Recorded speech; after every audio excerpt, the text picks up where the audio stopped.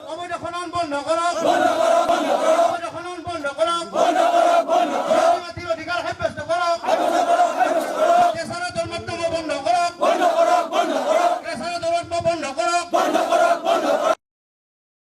আমি পূৰ্বতেও NB নিউজত সম্প্ৰচাৰ কৰিছিলোঁ ভাৰত ভূটান সীমান্তৱৰ্তী অঞ্চলসমূহত তীব্ৰ জলসংকটৰ যি বাতৰি সেই বাতৰি সম্প্ৰচাৰ হৈছিলে আৰু একমাত্ৰ ইয়াৰ মূল কাৰণ আছিলে এই ভাৰত ভূটান সীমান্তৰ মাজেৰে বৈ যোৱা যি কুলসী নৈ আছিলে সেই কুলসী নৈৰ তীব্ৰ যি খনন কাৰ্য চলি আছে কেঁচাৰ আৰু ইয়াৰ বালিমহলসমূহত সেই কেঁচাৰ আৰু বালিমহলসমূহৰ অবৈধভাৱেই হওক বা তেওঁলোকে নীতি বহিৰ্ভূতভাৱে তেওঁলোকে যি খনন কৰি আছে সেই খননৰ বাবে এতিয়া তীব্ৰ জলসংকটে দেখুৱাইছে। আৰু মই মোৰ সতীৰ্থক এটা দৃশ্য দেখুৱাবৰ কাৰণে অনুৰোধ কৰিছোঁ।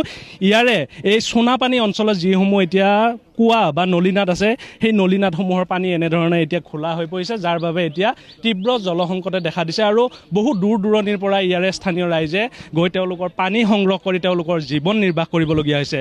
একাংশ আছে আই মাতৃ, তেওঁলোকৰ পৰা জানিব বিচাৰিম আপোনালোকে এতিয়া তীব্ৰ জলসংকটত পৰিছে, আপোনালোক কিমান আঁতৰৰ পৰা গৈ পানী আনিব লাগে? আমি কেঁচাৰবিলাক বনাইছে, কেঁচাৰবিলাকৰ বৰিঙৰ পৰা পানী আনিব লগা হৈছে।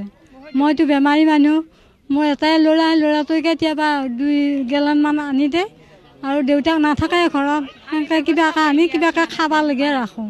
আৰু সেই এয়া পানী কুঁৱাৰ পানী, কুঁৱাৰ পানী।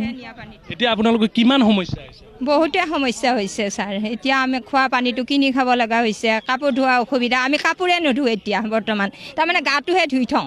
ছোৱালীটো অসুবিধাই হ'লে বহুত দিগদাৰ, মানে মোৰ এটা ছোৱালী আছে, বহুত অসুবিধা হৈ আছে আমাৰ গাঁওখনত।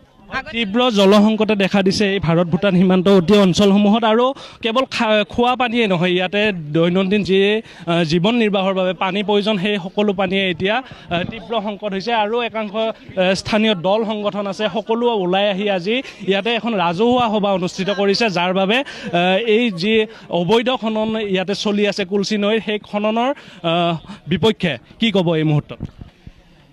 হয়, অসমৰ বুকুত কলচী নদী আপোনালোকে জানে, কলচী নদী কবিতাত আছে, পদ্যত আছে, কিতাপত আছে আমাৰ ওদালগুৰি জিলাৰ। কিন্তু কলচী নদীয়ে আজি নিজৰ যি প্ৰাকৃতিক চৰিত্ৰ হেৰুৱাই পেলাইছে।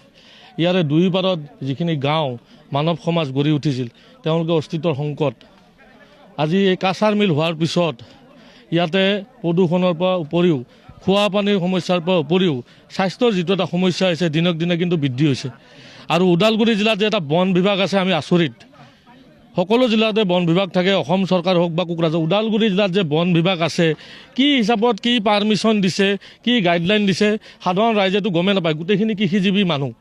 কিন্তু বন বিভাগ থকাৰ পিছত বৈধই হওক বা অবৈধই হওক কাছাৰ মিলৰ এটা নদীত কাছাৰ মিল যিমানখিনি থাকিব লাগে তাতকৈ বেছি হৈছে। কিছুদিন আগতে বছৰে বছৰে বাৰিষা হওক আপোনালোকে গম পাব, বিভিন্ন ছাত্ৰ ছাত্ৰী ঢুকাইছে, আপোনালোকে নিজেও নিউজ কৰিছে, ভুটীয়া চাঙত কৰিছে। আজি বাৰিষা আহক, বানপানী আহক, নদীত পানী আহক, আকৌ সেই একেটা পৰ্যায়ে যাব। অলপ আগতে বক্তাই কৈ গৈছে, এটা হাতী নহয় 10টা হাতী তল যোৱাৰ দৰে দৰ সৃষ্টি হৈছে।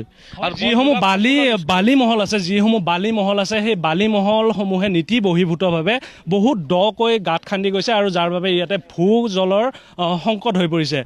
এই মুহূৰ্তত আপোনালোকে ভালেকেইখন গাঁও ইয়াতে জমা হৈছে একমাত্ৰ এই সমাধান সূত্ৰ বিচাৰি। এই মুহূৰ্তত আপোনালোকে কি সমাধান সূত্ৰ পাইছে? এতিয়া চাওক, সমাধান সূত্ৰ হিচাপে আমি যিটো সমস্যা, আমাৰতো সমস্যাই হৈছে এতিয়া বিভিন্ন সময়ত বিভিন্ন প্ৰতিনিধি বা চৰকাৰক অনুৰোধ জনাইছে, আগতো জনোৱা হৈছিলে, কোনো ধৰণৰ পদক্ষেপ গ্ৰহণ কৰা নাই। এতিয়া লাষ্ট আমি চাইছোঁ মানে কোনো ধৰণৰ উপায় নহ'লে আইনৰ সহায় ল'ব লাগিব আৰু তাৰ ওপৰত আৰু একো নাই আমাৰ মাজত। আইনে যি আমাক সহায় দিয়ে সেইটো আমি লাষ্ট পৰ্যায়লৈকে আমি ৰখিছোঁ, নহ'লে আৰু উপায় নাই। আৰু ইয়াতে ৰাইজৰ নখ জোকাৰিলে বোলে নৈ বয়, সেই হিচাপত আমি ৰাইজৰ হৈ ওলাম আৰু আইনৰ সহায় ল'বলৈ বাধ্য হৈছোঁ। আমি আজিৰ পৰা 8 বছৰ পূৰ্বলৈকে এই ঠাইটো সোণাপানী নামেৰে জনাজাত আৰু সোণাপানী বুলি কোৱাৰ লগত এটাই অৰ্থ আছিলে ইয়াত পানী সোণতকৈও পৰিষ্কাৰ হয় বা সোণ পৰিলেও সেই পানীৰ পৰা বিচাৰি পোৱা গৈছিল। কিন্তু সেই সোণাপানীতে আজি পানীৰ অভাৱ ঘটিছে। আপোনালোক সকলো ৰাইজ ওলাই আহিছে, কেৱল যিসমূহ অবৈধভাৱে ইয়াতে খনন কৰি আছে কিমানটা ক্ৰেচাৰ ইয়াতে গঢ় লৈ উঠিছে বা ইয়াতে মহল কিমানখন আছে? ইয়াতে মহল এতিয়া 2-3টামান মহল আছে ভাগে ভাগে কৰি। তাৰপিছত আপোনাৰ ক্ৰেচাৰটো এতিয়া গণি শেষ কৰিব নোৱাৰি। প্ৰথমতে 2টা নে 3টা ক্ৰেচাৰ আছিলে, তাৰপিছত এতিয়া মোটামুটি 15-20টামান ক্ৰেচাৰ আৰম্ভ হৈ গ'ল। আৰু সেই ক্ৰেচাৰবিলাক মানে এনেকুৱা ছিষ্টেমত এতিয়া ইহঁতে আৰম্ভ কৰিছে, ক্ৰেচাৰ মানে শিল ভাঙাৰ কাৰণে নহয়, ইহঁতে নদী খান্দাৰ কাৰণে সেই ক্ৰেচাৰ বহাইছে মানে সেনেকুৱা ছিষ্টেমত কৰি গ'ল, যাৰ কাৰণে আমাৰ গোটেই অঞ্চলটো আজি শুকাই গ'ল। আৰু একোটা ক্ৰেচাৰত আপুনি বিশ্বাস কৰিব মোটামুটি 5টা-6টাকৈ সিহঁতে বৰিং বহাইছে। আৰু বৰিঙত সিহঁতে এটা ক্ৰেচাৰৰ পৰা মিনিমাম এদিনত 5 লাখ লিটাৰমান পানী খৰচ কৰে। এটা সিহঁতে শিল ধুৱে, তাৰপিছত আপোনাৰ এই বালি ধুৱে, গোটেইবিলাক ধুৱে। আৰু ক্ৰেচাৰৰ পিছফালে যে সিহঁতৰ যিবিলাক পুখুৰী আছে 12 মাহে, সেই পুখুৰীবিলাকত আপুনি এতিয়াও গৈ চাব, তাৰমানে সিহঁতৰ মানুহ তল যোৱাকৈ পানী জমা কৰি থৈ দিয়ে। তাৰমানে এনেকুৱা ছিষ্টেমত কৈছে গোটেই পানী খান্দি তলৰ পৰা উঠাই লৈ আহি আমাৰ গোটেই অঞ্চল আজি শুকাই গৈছে সিহঁতৰ ক্ৰেচাৰৰ মানে বৰিঙৰ কাৰণে। অবৈধ যিবিলাক বৰিং সিহঁতে বহাইছে, ৰাতিপুৱা তো বাদ দিয়ক, আপোনাৰ যিদিনাখন বৰিং আৰম্ভ হৈছিল সেইদিনাৰ পৰা আজিলৈকে কিজানি সিহঁতে বৰিং বন্ধ কৰি পোৱা নাই। গোটেই 24 ঘণ্টা সেই বৰিঙৰ পৰা পানী নিৰ্গত হৈ থাকে, হৈ আজি আমাৰ এই অঞ্চলটো গোটেই শুকাই পেলালে সিহঁতে। ইয়াতে বন বিভাগৰ লোক আহে নে নাহে? যি ইনস্পেকশ্যনৰ কাৰণে আহিব লাগে, নৈসমূহ কিমান খনন কৰি আছে, তেওঁলোক আহে নে নাহে? এতিয়া বন বিভাগৰ লোক আহে বুলিতো ক'ব নোৱাৰিম, কাৰণ আজিলৈকে আমি দেখা নাই। হয়তো আহিব পাৰে, যদিও আহে কিন্তু কোনেও আজিলৈকে গম পোৱা নাই অহাটো। আৰু আহিলে নিশ্চয় আমি গম পালোঁহেঁতেন। হয়তো আহিলেও সিহঁতে ভিতৰি কিবা ক্ৰেচাৰত আহি হয়তো কিবা বুজাবুজি কৰি গুচি যায়। কিন্তু আজিলৈকে ৰাইজে দেখা নাই যে বন বিভাগে আহি যে সিহঁতক খনন বন্ধ কৰিবৰ কাৰণে বা কিমান খান্দিছে, কি কৰিছে, এইবিলাক আজিলৈকে ৰাইজক দেখুৱাই দিয়া নাই।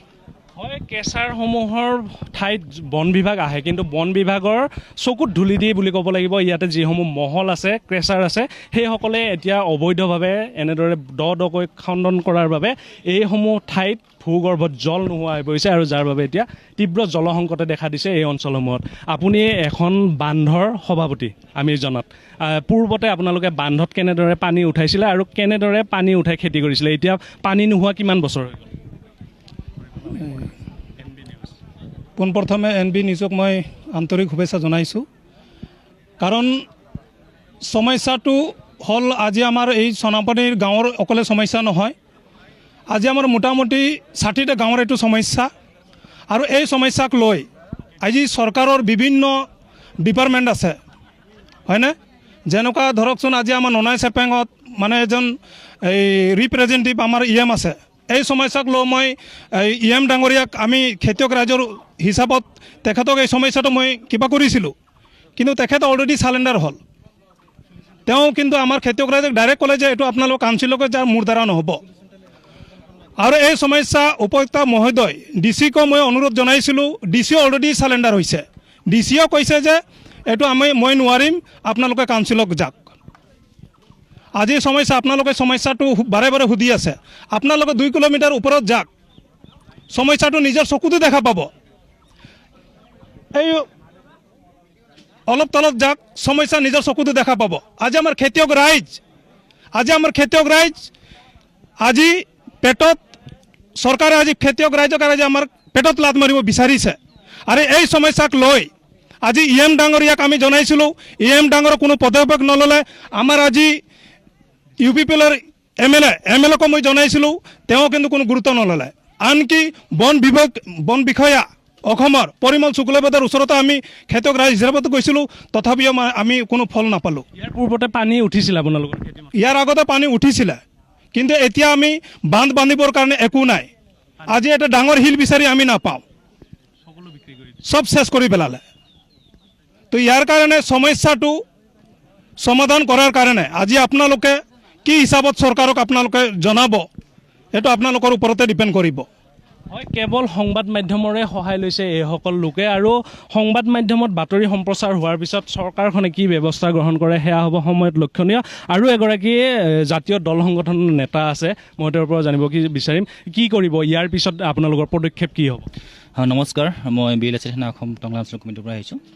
প্ৰথম কথা হ'ল, ধৰক নিউজটো আপোনালোকে কৰিছে, আজি নিউজ কৰিছে, কালি প্ৰচাৰ হ'ব, পৰহিলৈ সকলো সমাপ্ত হৈ যাব। তেনেকুৱা কৰিলে নহ'ব। প্ৰথম কথা এতিয়া চাওক, এই সমস্যাটো আজি বহুত দিনৰ পৰা হৈ আছে। প্ৰকৃতিৰ বুকুত যেনেকৈ তেওঁলোকে এনেকৈ ঘাপ মাৰিছে, আজি প্ৰকৃতিয়ে এই যেনেকৈ ৰুদ্ৰবিলাক দেখাইছে, পানী নাই, কিবা নাই, বহুত ধৰণৰ সমস্যা হৈছে। গতিকে চাওক, এনেকৈ কৰি থাকিলে নহ'ব। গতিকে আমি আজি সকলো ৰাইজ ওলাই আহিছোঁ, আৰু আজি অহাকালিৰ ভিতৰত বা আজি গৈ আমি যদি সকলো বন্ধ কৰি দিওঁ, তেওঁলোকে অকণমান ভয় খাব বা কালিলৈকে তেওঁলোকে চিন্তা কৰিব যে আমি এইবিলাক নকৰোঁ। এনেকৈ নিউজ কৰি থাকিলে তেনেকৈ নক'ব। আৰু মই এটা কথা স্পষ্টকৈ ক'ব ওলাইছোঁ, আমি বেছি কথা নকওঁ, ডাইৰেক্ট কাম কৰিলেহে হ'ব। হয়, বাতৰি সম্প্ৰচাৰ কৰিলে যে ইয়াতে ফল ধৰিব তেনে নহয়, আৰু তেওঁলোকে হাতে কামে লাগি ইয়াৰ যিসমূহ অবৈধভাৱে গঢ় লৈ উঠিছে, ক্ৰেচাৰে হওক, ইয়াৰ বালিমহলসমূহ সেইসমূহ বন্ধ কৰিব লাগিব ইয়াৰে স্থানীয় ৰাইজ লগ লাগি। আৰু এনেধৰণে এতিয়া তীব্ৰ জলসংকটে দেখা দিছে ভাৰত ভূটান সীমান্তৱৰ্তী অঞ্চলসমূহত, আৰু হাতীগড়, সোণাপানী, ৰাজাগড়, তেলিয়াপাৰা সকলো ঠাইতে এতিয়া পানীৰ অভাৱে দেখা দিয়াৰ বাবে এতিয়া তীব্ৰ জলসংকট হোৱাৰ বাবে এতিয়া সকলো ৰাইজ বিপাঙত পৰা পৰিলক্ষিত হৈছে।